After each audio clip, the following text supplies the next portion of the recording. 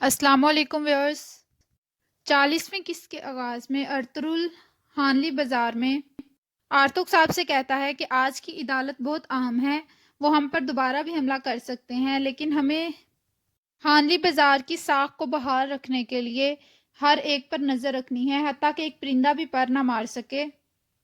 اور پھر حاجہ توریان کو کہتے ہیں کہ اب کان سے سونے نکالنے کا عمل جاری رہے گا، ہم سونا نکالیں گے اور ان لوگوں میں تقسیم کریں گے جو کہ اس کے حقدار ہیں، جو زیادہ غریب ہیں۔ اور پھر ارطغرل علیکو کو ہدایت دیتا ہے کہ ان لوگوں میں سونا تقسیم کرنے کی ذمہ داری تمہاری ہے۔ علیکو کہتا ہے کہ تاجر اس چیز سے آپ کی ایمانداری کو لے کر بہت خوش ہوں گے۔ دوسری طرف بمسی قلعے دوبارہ پہنچ جاتا ہے۔ آگے بڑھنے سے پہلے ہمارا چینل سبسکرائب کر دیجیے گا اور ویڈیو کو آخر تک دیکھیے گا۔ بمسی سپاہی کو کہتا ہے کہ مجھے ہلینا سے ملنا ہے۔ سپاہی کہتا ہے تم یہاں رکو، میں ان کو بلا کر لاتا ہوں۔ ہلینا آ جاتی ہے اور ہلینا بمسی کو کہتی ہے کہ تم یہاں پر مت آیا کرو، میں روزانہ صبح فوارے پر جاتی ہوں اور تم وہاں پر مجھ سے ملا کرو۔ پھر وہ ہلینا کو بتاتا ہے کہ تمہارے لیے خوشخبری ہے، تمہارے بابا کے قاتلوں کو پکڑا گیا اور آج ان پر مقدمہ ہوگا۔ ہلینا کہتی ہے کہ میں بھی اس میں شامل ہونا چاہتی ہوں۔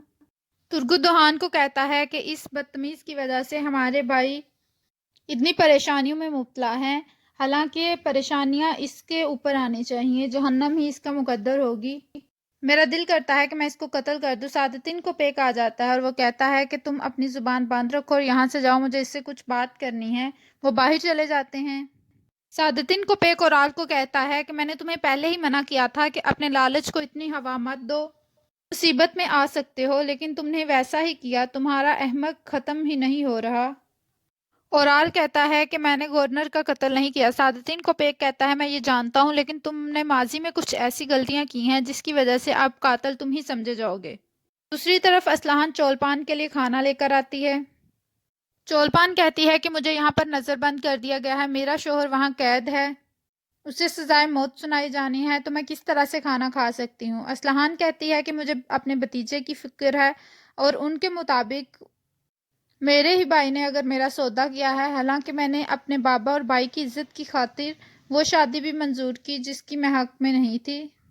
اور وہ کہتی ہے کہ آپ کھانا کھا لیں، میں فی الحال ان معاملات پہ خاموش ہی رہوں گی۔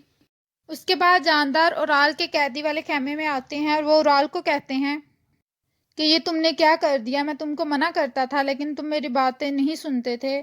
اورال کہتا ہے کہ بابا میں نے گورنر کا قتل نہیں کیا۔ جاندار صاحب کہتے ہیں میں جانتا ہوں یہ تم نے نہیں کیا، لیکن میں تم کو اس طرح سے کیسے بچاؤں؟ میں ارطغرل کو نہیں چھوڑوں گا، اس کو اس زمین میں زندہ گاڑ دوں گا۔ ہمارے پاس ایک آخری امید تھی سعادتین کو پیک، لیکن مجھے نہیں لگتا کہ وہ بھی کچھ کر پائے گا۔ میرے سامنے ہی میرے جوان بیٹے کے ساتھ یہ سب کچھ ہوگا، میں کس طرح سے یہ سب کچھ دیکھ پاؤں گا؟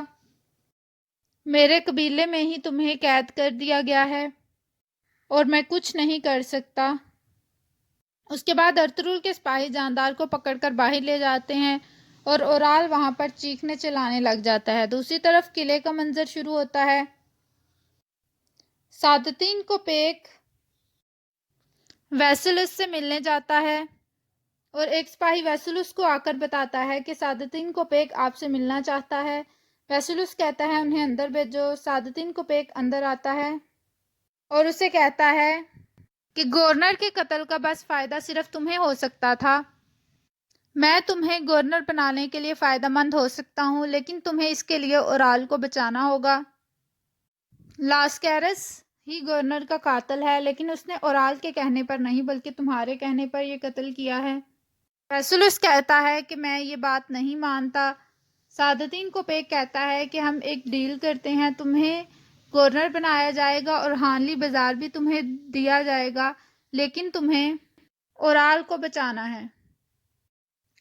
دوسری طرف ارطغرل آرتک صاحب کو کہتے ہیں کہ تمام اقدامات ہو گئے ہیں۔ آرتک صاحب کہتے ہیں جی ہم نے تمام اقدامات کر لیے ہیں، یہاں پر کوئی پرندہ پر بھی نہیں مار سکتا، ہمارے تمام سپاہی اپنی اپنی جگہ پر موجود ہیں۔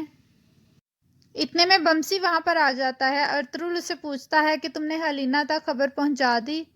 بمسی کہتا ہے کہ ہلینا جلد یہاں پر پہنچ جائے گی، وہ اپنے بابا کے قاتل کو اپنی آنکھوں کے سامنے سے پھانسی پر لٹکتا ہوا دیکھنا چاہتی ہے۔ دوسری طرف ویسلوس سعادتین کوپیک کو کہتا ہے کہ میں کس طرح سے مانوں کہ یہ سب کچھ میں نے کیا ہے؟ میں کیوں اس کا قتل کروں گا؟ وہ مجھے اپنا بیٹا سمجھتے تھے۔ سعادتین کوپیک کہتا ہے کہ پھر تمہیں نہ تو ارطغرل ملے گا اور نہ ہی ہانلی بازار ملے گا۔ اگر تم یہ سب کچھ چاہتے ہو تو تمہیں میری بات ماننا پڑے گی، ورنہ اس کے علاوہ میں ثابت کر سکتا ہوں کہ گورنر کے قاتل تم ہی ہو۔ ویسلوس پہلے سے زیادہ بھڑک جاتا ہے۔ سعادتین کوپیک کہتا ہے ٹھیک ہے، اگر تم نہیں مانتے تو میں چلتا ہوں۔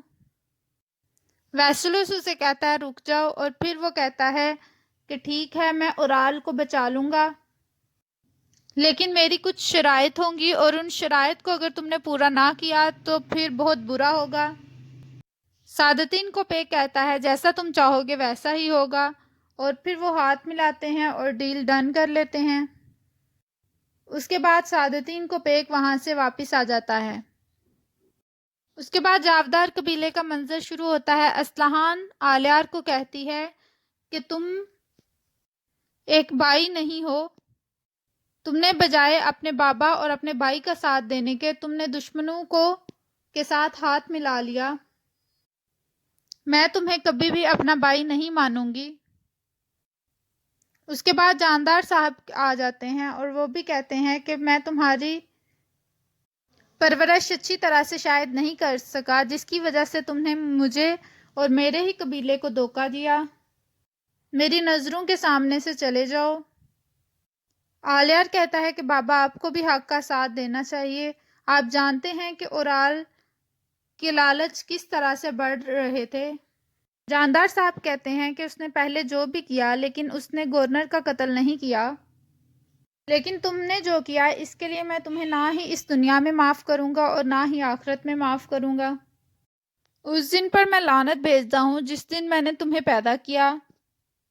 اچھا ہوا کہ تمہاری ماں اس دنیا سے چلی گئی ہے، اگر وہ اس طرح سے تمہیں اپنے ہی بھائی اور اپنے باپ کے خلاف کھڑا دیکھتی تو شاید یہ سب کچھ وہ سہ نہیں پاتی۔ اس کے بعد جاندار صاحب وہاں سے چلے جاتے ہیں اور اسلحان خاتون بھی آلیار کی طرف دیکھ کر وہاں سے چلی جاتی ہے۔ دوسری طرف اورال قید والے خیمے میں موجود ہوتا ہے اور ان کو مقدمہ چلانے کے لیے ہانلی بازار کی طرف لے جانا ہوتا ہے۔ ترگت اورال کو کھولتا ہے۔ دوسری طرف اسلحان چولپان خاتون کے خیمے میں آتی ہے اور وہ ایک رسی لے کر آتی ہے اور اس رسی سے چولپان خاتون کو باندھتی ہے، کیونکہ چولپان پر بھی مقدمہ ہوتا ہے توکتامش کو زہر دینے پر۔ اسلحان خاتون تو چولپان خاتون کو باندھ کر وہاں سے باہر لے جاتی ہیں۔ لوگ باہر شور مچانا شروع کر دیتے ہیں کہ ان قاتلوں کو سزا دی جائے، لوگ نعرے لگانا کر دیتے ہیں۔ دوسری طرف سے اورال آ جاتا ہے۔ چولپان خاتون اورال کی طرف دیکھ کر رونا شروع ہو جاتی ہے اور وہ اورال کو کہتی ہے کہ آپ کو کچھ بھی نہیں ہونا چاہیے، یہ سب کچھ میری برداشت سے باہر ہو رہا ہے۔ اورال کہتا ہے کہ تم ایک بہادر کی بیوی ہو، تمہیں اس طرح سے رونا جچتا نہیں ہے، رونا بند کر دو، سب ٹھیک ہو جائے گا۔ جب میں نے قتل ہی نہیں کیا تو یہ مجھے کس طرح سے الزام دے سکتے ہیں، یہ کس طرح سے سزا دے سکتے ہیں۔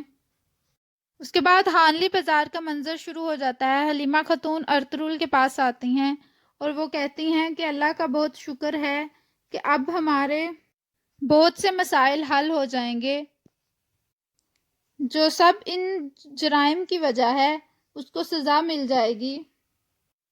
ارطغرل کہتا ہے ضرور۔ اس کے بعد کاراچائسر قلعے کا منظر شروع ہو جاتا ہے۔ ویسلوس اور پیٹروس ایک کمرے میں موجود ہوتے ہیں۔ ویسلوس پیٹروس کو کہتا ہے کہ ہمیں ارطغرل نے مدعو کیا ہے کیونکہ گورنر کے قتل کا مقدمہ ہانلی بازار میں چل رہا ہے، لیکن ہمیں ایک مسئلہ ہے کہ اورال کو ہم نے اس کا ذمہ دار ٹھہرایا ہے، لیکن اب ہمیں کسی طرح کر کے اورال کو اس سب سے ہٹانا ہے۔ ابھی وہ بات ہی کر رہا ہوتا ہے کہ ہیلینا وہاں پر آ جاتی ہے اور یہاں پر اس قسط کا اختتام ہوتا ہے۔ ہمارا چینل سبسکرائب کریے گا، ویڈیو پسند آئی تو لائک کریے گا، کمنٹ کر کے بتائیے گا کیسی لگی آج کی ایپیسوڈ۔ تھینک یو، اللہ حافظ۔